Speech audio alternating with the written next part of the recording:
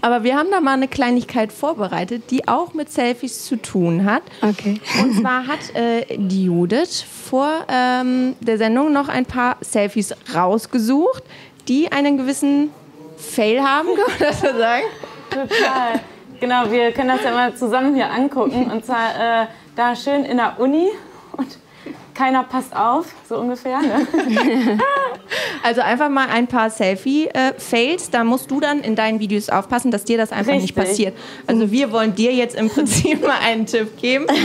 Oder zum Beispiel auf der Toilette ist auch ein netter Ort für ein Selfie. Sehr sexy. Ich frage, warum? Also denkt die sich dann auf Klo, okay geil, jetzt ein Foto oder... Wäre das so ein Thema für dich? Statt demnächst Horrorfilm machst du einfach eine Klo-Session? Das hat bestimmt Klicks. Das muss ich mir aber nicht in den Kopf gehen lassen. Oder hier, was haben wir hier? Ein altes Telefon im Badezimmer. What? Okay, wer macht das Bild? Das ist ja kein richtiges Selfie. Richtig.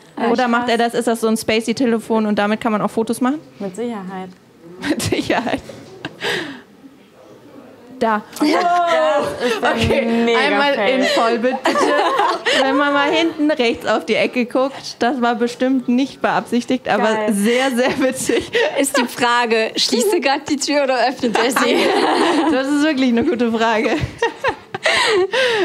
Ja, der arme Kerl. Und jetzt ist er berühmt vielleicht bei Instagram.